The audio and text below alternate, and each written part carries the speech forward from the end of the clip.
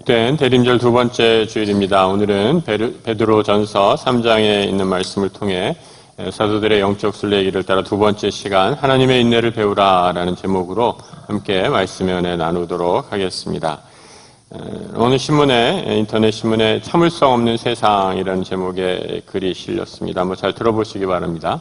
우리는 스피드 시대에 살고 있다. 패스트푸드를 먹고 마트에 가서 빨리 계산하기 위해 익스프레스 레인을 찾아 줄을 서고 한 주 만에 빨리 살 빼는 비법을 공부한다. 인터넷 주문을 하면 아침에 주문해서 당일 저녁에 택배를 받아보는 로켓 배송 시대에 산다. 트위터로 140자를 넘지 못하는 짧은 글만 쓰다 보니 긴 생각, 긴 호흡의 글은 짜증이 나서 읽지 못하고 단편적이고 파편화된 글에만 익숙해져 우리의 생각도 어느새 단견에 머물러 버린다. 여러분, 오늘날 이 시대에 빨리 돌아가는 세상의 단면을 말해주는 글이 아닌가라는 생각이 듭니다. 어느 때보다도 빨리 변화하고 그 시대의 흐름에 쫓아가지 않으면 뒤처지고 낙오된다라는 그런 불안감이 오늘날 우리 현대인의 누구나 가슴속에 있지 않나 생각합니다. 대림절 두 번째 주일을 맞이해서 하나님께서 오늘 우리에게 주시는 메시지는 인내라는 메시지입니다. 여러분, 예수 그리스도, 이스라엘 백성들은 이 메시아를 기다리기 위해 오랫동안 인내했죠. 대체 메시아가 언제 이 땅에 오시는가? 이 압제받은 나라, 고통받는 현실 속에서 메시아를 기다리면서 그들은 인내했습니다. 여러분, 이스라엘 백성들이 메시아를 기다렸다면 오늘날 우리들은 이 땅에 이미 오신 예수 그리스도, 아기 예수의 탄생을 기다리며 이제 다시 오실, 심판주로 다시 오실 예수 그리스도를 기다립니다. 그런데 오늘 다시 오실 주님을 기다리는 우리에게 사도 베드로는 꼭 필요한 것이 한 가지 있다라고 말씀해 주시죠. 주님이 다시 오심을 기다리며 우리는 인내를 배워야 한다라고 이렇게 얘기합니다. 그리고 그 인내가 무엇인지를 정말 제대로 가르쳐 주시는 분이 바로 우리 하나님이심을 말씀하고 있습니다. 하나님의 인내가 무엇인가? 우리가 하나님으로부터 어떤 인내를 배워야 하는가? 그리고 왜 하나님은 오늘 우리 이 시간까지 인내하고 계시는가라는 질문으로 오늘 본문의 말씀의 은혜를 함께 나누도록 하겠습니다. 여러분, 세상 사람들이 세상에 끝이 있다라고 생각하면 굉장히 낯설어하죠. 아니, 이 세상이 무슨 끝이 있느냐. 기독교 세계관은 처음과 끝, 알파와 오메가가 있다라는 그런 세계관인데 반해 여러분, 세상이 믿지 않는 사람들은 세상은 진화의 산물, 아주 유구한 역사 속에서 이루어진 진화의 과정이다라고 이렇게 얘기하죠. 그래서 여러분, 세상에 끝이 있다라는 생각은 광신자들, 아주 비이성적인 신자들의 말이거니라고 이렇게 치부에 겨리는 경우가 많이 있습니다. 또 하나 우리 기독교 안에서는, 이 종교 안에서는 세상의 알파와 오메가, 처음과 끝이 있다라고 말하는 것을 오해해서, 곡해해서 시한부 종말론자들이 우리에게 있는 것을 보게 됩니다. 하나님이 성경 말씀에서 분명히 그때와 그 시는 아무도 알지 못하고 오직 하나님 아버지께서만 정하신다라고 이렇게 말씀하셨는데, 말씀을 자의적으로 자기 멋대로 해석해서 그 날짜와 심지어는 시간까지 정해놓고 이날 이때 하나님이 다시 오신다라고 이렇게 예언했다가 거짓으로 들통난 그런 거짓 선지자들, 우리 기독교 역사상 얼마나 많이 있었는지 모릅니다. 그런데 여러분, 성경은 분명히 하나님께서 이 땅에 다시 오심을 말씀해 주고 계시죠. 요한일서 3장 2절에 보면 이렇게 말씀합니다. 그가 나타나시면 우리가 그와 같을 줄을 아는 것은 그의 참모습을 그대로 볼 것이기 때문이다 라고 이렇게 말씀해 주고 있습니다. 세상에 종말이 온다라는 이런 가르침에 대해 세상의 반응이 어떠한가? 오늘 성경도 세상의 반응이 조롱일 것이다 라고 말씀해 주고 있습니다. 베드로가 오늘 이렇게 말씀하고 있죠. 예수님께서 다시 오신다라고 말씀할 때 세상 사람들은 너희를 조롱할 것이다 라고 이렇게 얘기합니다. 예수님께서 승천하시면서 다시 내가 곧 오리라 라고 말씀하셨다는데, 아니 지금 2000년이나 지난 이 시간까지 예수님이 아직 안 오시는데 너희들 그 거대한 사기극에 속은 것 아니냐? 세상 사람들은 우리를 손가락질하면서 조롱할 것이다 라고 이렇게 얘기한다는 거죠. 그러면서 세상이 끝이 없다라고 생각하면서 세상 사람들의 삶의 모습은 정욕을 따라간다라고 이렇게 말합니다. 오늘 본문 베드로 후서 3장 3절과 4절의 말씀 같이 한번 읽어보겠습니다. 말세에 조롱하는 자들이 와서 자기의 정욕을 따라 행하며 조롱하여 이르되 주께서 강림하신다는 약속이 어디 있느냐? 조상들이 단 후로부터 만물이 처음 창조될 때와 같이 그냥 있다 하니. 그럼 세상 사람들의 말 그대로 말하고 있죠. 어디 세상이 바뀐 것이 어디 있느냐? 주께서 강림하신다는 말만 있었지 세상이 지금 너희들 조상이 죽었을 때와 바뀐 것이 하나도 없지 않느냐라고 말씀하고 세상은 그렇게 우리를 조롱하고 있다라는 겁니다. 베드로는 이러한 세상의 말에 대해 어떻게 말씀하고 있습니까? 오늘 본문 8절에서 이렇게 말씀하고 있죠. 주께서는 하루가 1000년 같고 1000년이 하루 같다라고 말씀하십니다. 여러분, 이 말의 의미는 무엇입니까? 하나님의 시계와 인간의 시계는 그 차원이 다르다라는 것을 말씀하고 있죠. 이것을 모르고 하나님의 심판이 더디다느니 예수가 다시 오지 않는다라고 말하는 사람, 아주 어리석은 자의 말이다라고 이렇게 가르쳐 주고 있습니다. 그럼 왜 하나님께서 아직 이 세상을 그대로 내버려 두시는가? 오시겠다고 하면서 왜 아직 오시지 않는다는 말인가?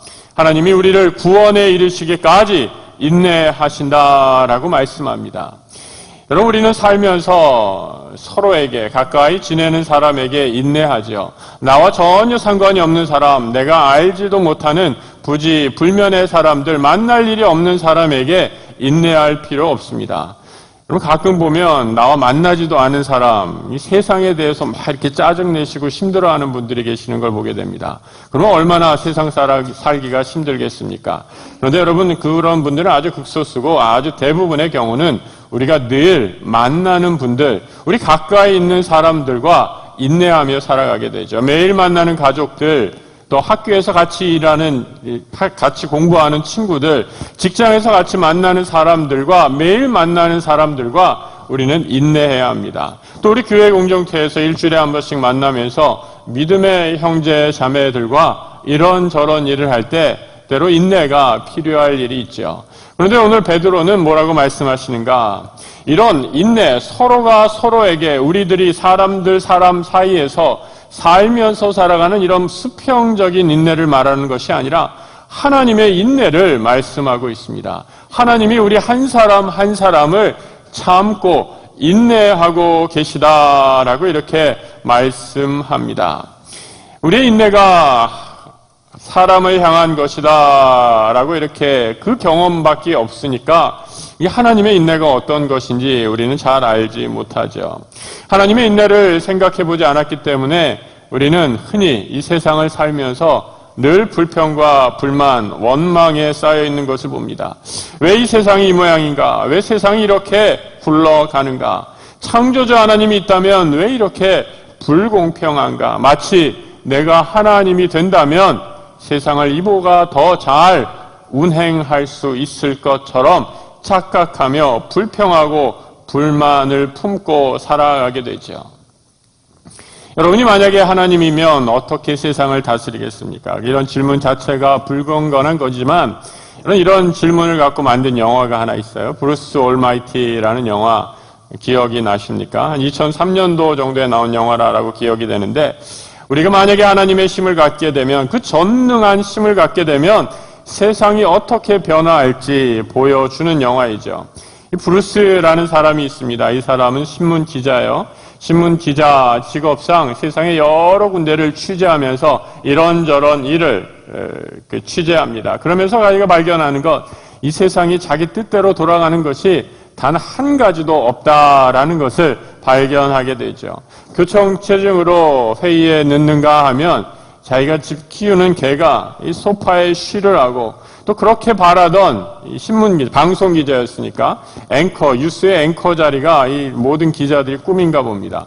그 앵커 자리를 원했는데 결국 그 자리에 다른 동료가 올라가게 되고 결국 그 직장에서 퇴출되어서 퇴출되는 날 동네 깡패에게 두들겨 맞게 되죠.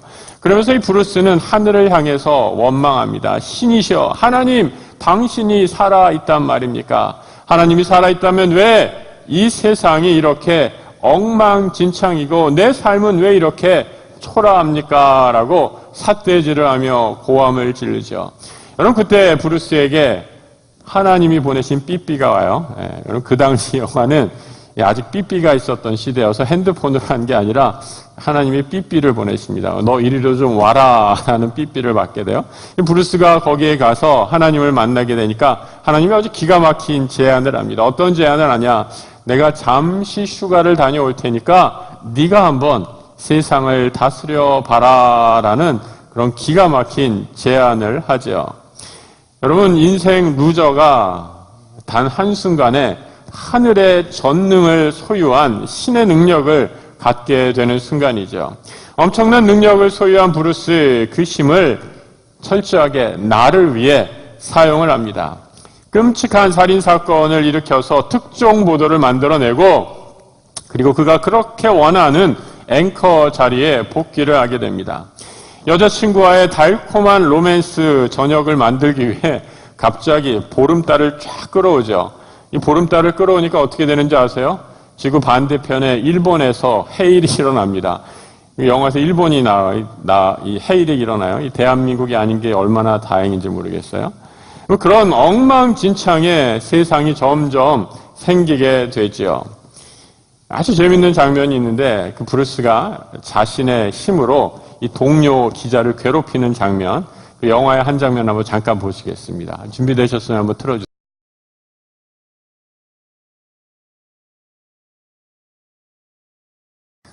재미있는 장면이죠? 예, 여러분, 이제 우리 9시 뉴스에 이런 장면이 연출이 됐다 한번 생각해 보십시오. 얼마나 정말 기가 막힌 노릇입니까? 이 영화의 결말이 어떻게 되느냐. 브루스가 자신의 능력을 사용하면 할수록 이 세상이 점점 망가지는 것을 보게 돼요. 그 마지막에 어떻게 되는지를 한번 영화를 한번 보시기 바랍니다. 여러분, 하나님 거짓이 없다라고 이렇게 말씀하시고 반드시 이루시는 분인데 하나님의 약속이 왜 이렇게 더디 이루는가? 여러분, 오늘 베드로는 예수의 재림이 늦어지는 이유에 대해 이렇게 말씀하고 있죠. 이는 결코 하나님의 약속이 더딘 것이 아니라 오직 너희를 향해 오래 참고 있기 때문이다 라고 말씀합니다. 오늘 본문 9절의 말씀 같이 한번 읽어보겠습니다.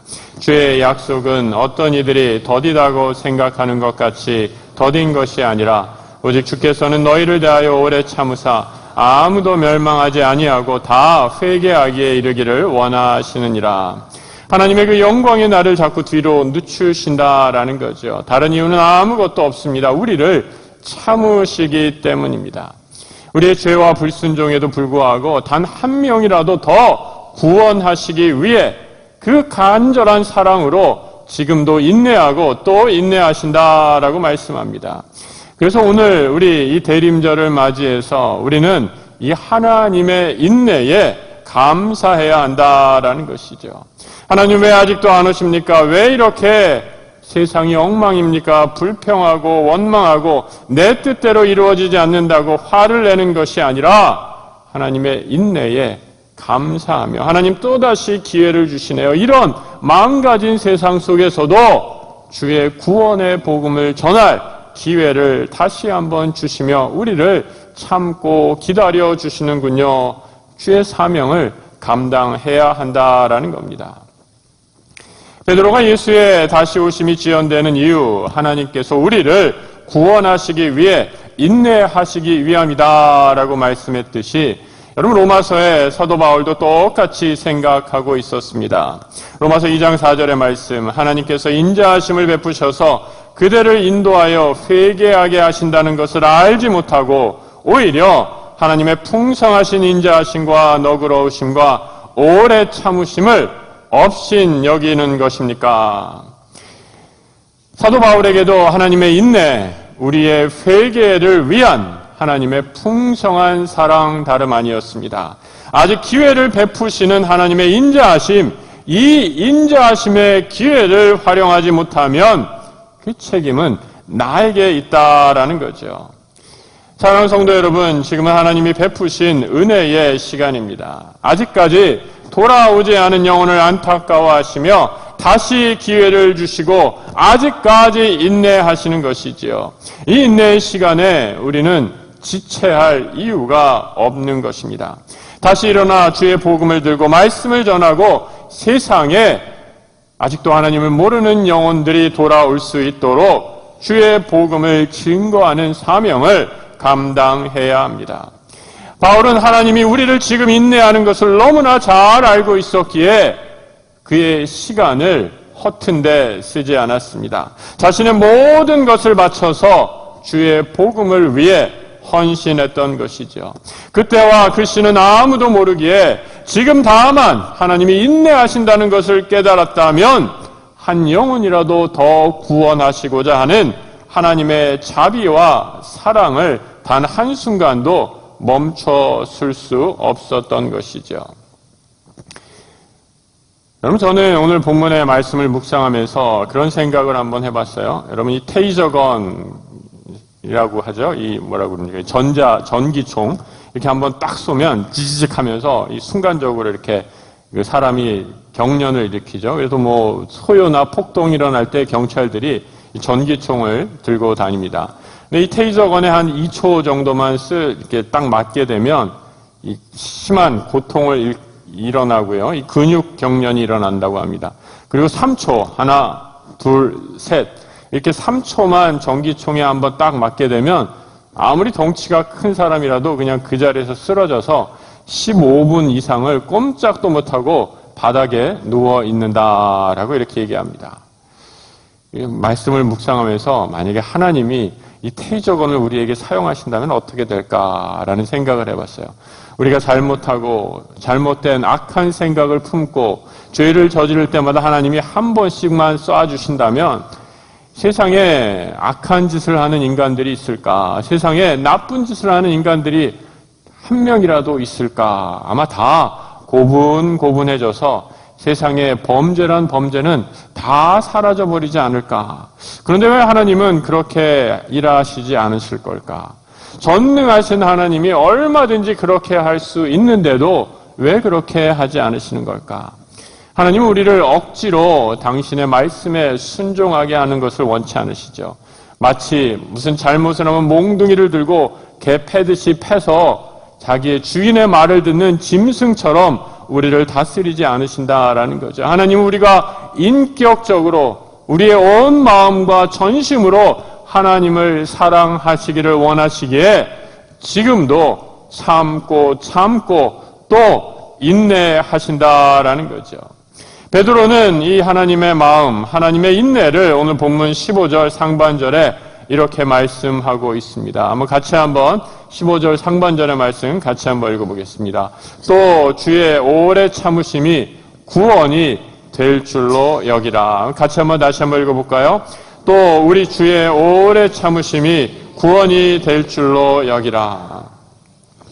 여러분, 그래서 하나님의 인내가 우리에겐 기회입니다. 우리가 거룩을 향해 나아갈 기회이고 욕심을 따라 사는 우리의 삶을 돌이킬 기회인 것입니다.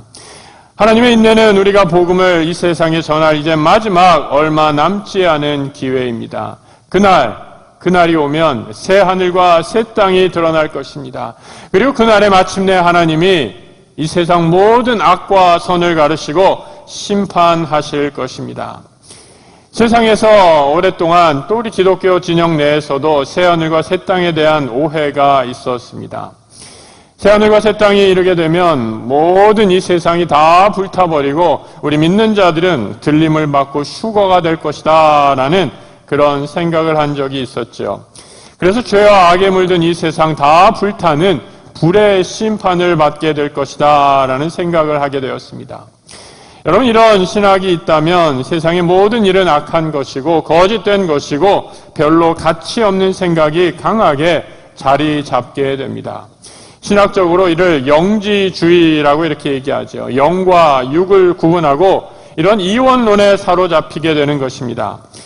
하나님께서 마치 지금 영지주의자들이 말하는 것처럼 우리가 살아가는 이 세상 다 불태워 버리시기로 작정하셨다면, 그래서 우리의 육신도 다 타버리고 육체와 분리된 영혼만이 영원에 들어간다면, 여러분, 베드로는 왜 오늘 우리에게 지금 이 땅에서 인내하라라고 말하고 있는 것일까요? 다 타버릴 세상에서 인내가 무슨 의미가 있겠습니까?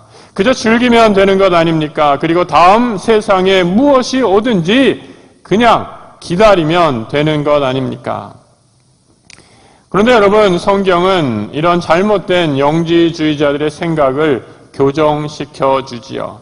하나님은 이 땅과 이 산을 새롭게 하시겠다라고 말씀합니다. 이미 오래전에 이사야를 통해서도 말씀하셨죠. 이사야 65장의 말씀, 보라, 내가 새 하늘과 새 땅을 창조하나니 이전 것은 기억되거나 마음에 생각나지 아니할 것이라.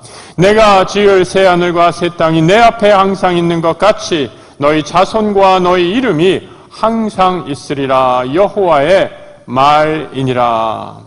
하나님이 새롭게 창조하시는 새 하늘과 새 땅, 바로 지금 여기 이 땅과 이 하늘을 새롭게 하시겠다는 구원과 회복의 말씀인 것입니다. 그래서 바로 지금 여기가 중요합니다. 바로 여기 우리에게 점도 없고 흠도 없는 성결한 삶을 요구하시는 이유도 여기에 있는 것이죠. 오늘 본문 14절의 말씀 같이 한번 읽어보겠습니다. 본문 14절의 말씀이죠. 그러므로 사랑하는 자들아, 주 앞에서 점도 없고 흠도 없이 평강 가운데서 나타나기를 힘쓰라. 사랑하는 성도 여러분, 대림절 두 번째 주일입니다. 이 대림절은 무엇보다도 하나님의 인내를 배우며 그 인내에 감사하는 시간입니다. 우리의 죄와 순종하지 못한 교만한 마음에도 하나님 지금도 우리를 참고 인내하고 계십니다. 우리는 하나님의 인내를 배우며 오늘 우리에게 맡겨주신 이 시간, 이제 얼마 남지 않은 것을 기억하며 우리에게 맡겨준 사명을 감당해야 할 것입니다. 더욱더 기도와 말씀에 전념하며 주의 약속이 반드시 이루어짐을 바라보며 하나님의 인내에 감사하며 그 인내를 우리 영혼 구원의 기회로 삼아서 세상에 하나님의 복음을 전하며 증거하는 우리 모든 믿음의 사람들, 하나님 나라의 백성들 되시길 우리 주님의 이름으로 축복합니다.